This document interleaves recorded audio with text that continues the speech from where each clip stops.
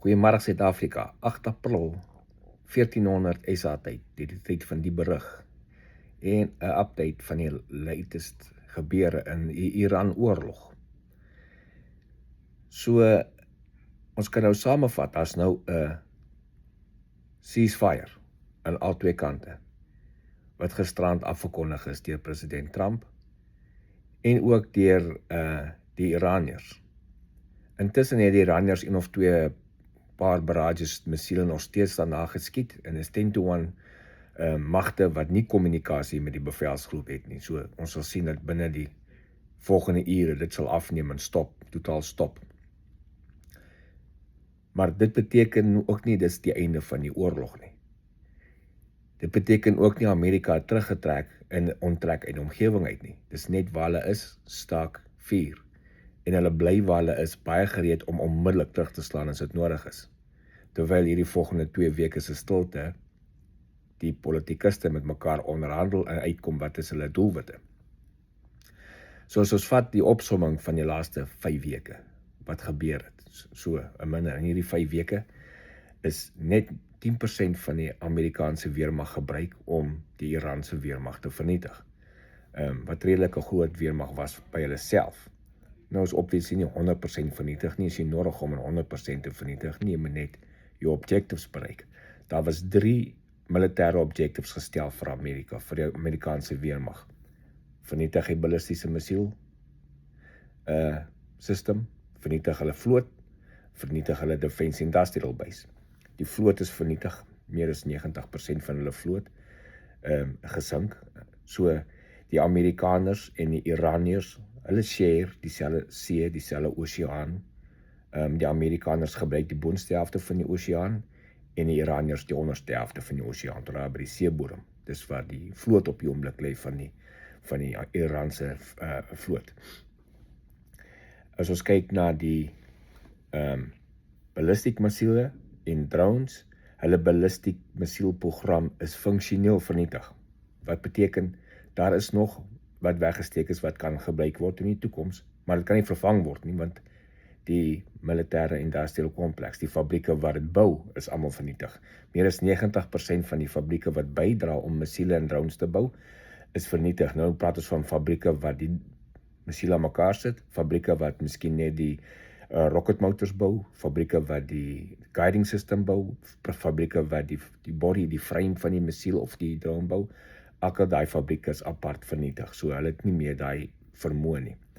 Gisterand, middernag was die finale sperdatum en voor daai sperdtyd gekom het gisterand Amerika nog steeds gistermiddag en gisterand meer as 800 strikes in Iran gedoen voor hulle met die massive strikes sou begin by middernag. En met daai 800 strikes is die laaste van die military industrial fabrieke en komplekse uitgehaal. So, in terme van die nuclear materiaal op die oomblik, dit staan nog steeds, die nuclear materiaal is ondergrond, onder die stof, waar hulle toegekollaps is. Maar een van die termes van wat die volgende 2 weke bespreek word, is die ingrou en uithaal van daai materiaal en oorhandiging van daai materiaal. Hulle sal dit nie kan bou nie. As jy ook kyk na die groot totaal vir die laaste 5 weke se oorlog, 13.000, meer as 13.000 teikens is getref. En ek praat net van Amerika, ek praat nie van die Israelies nie. Meer as 13.000 teikens is getref. 4.000 van hulle was dynamic teikens. Met ander woorde, die vliegtuig was op pad in en hulle het hulle missie verander met nuwe intelligence en nuwe teikens gaan strike. Ons het 13 soldate verloor aan ons kant, ongelukkig, dit staan nog op 13, en so net so oor die 200 wat gewond is. Daar is 'n totaal van about 1500 air defense systems vernietig in Iran, met about 450 ballistic missile stoorplekke en omtrent nog so 800 drone stoorplekke is ook verwoes, en dan oor die 2000 command and control centers van Iran. Ek praat nou van radar, enige command and control center, radar kommunikasie, al daai is vernietig. 10.000 missions, meer as 10.000 missions wat Amerika ingevlieg het. 62 van die missions was bomber missions wat uit Amerika uitgevlieg is. Elke bomber mission, die 62, is 'n 32, 34 uur roundtrip wat hulle moet invlieg, refuel, bom en terugvlieg en refuel en huis toe gaan.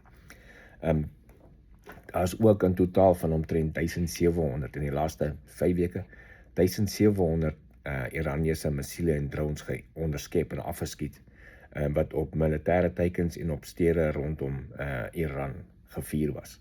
En nou sien ons nog kom die war expert, die civil war experts uit.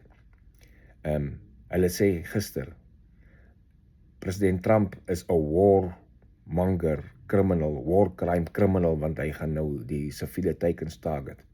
Gisterand toe Iran uitkom met hulle ceasefire proposal en president Trump sê, okay, stop, ons sal nie skiet vir 2 weke nie. Nou sê hy presies hy selfe mense. President Trump is bang, hy hardloop weg. Nou weet ek nie of hulle hy moes gebly het en hulle opgeblaas het, want hulle dan gesê hy is 'n warmonger. So, nou wonder mense hoe werk daar mense se koppe. Ek weet nie. Ek sal dit nooit verstaan nie. Lyk my as jy anti-Trump is jy anti-Trump. Maak nie saak wat hy doen nie, dis verkeerd. Maar whatever, dis normale hulle probleem en hulle opinie. Ek is Tamora Botha, korrespondent vir Koppel TV. Geniet die dag.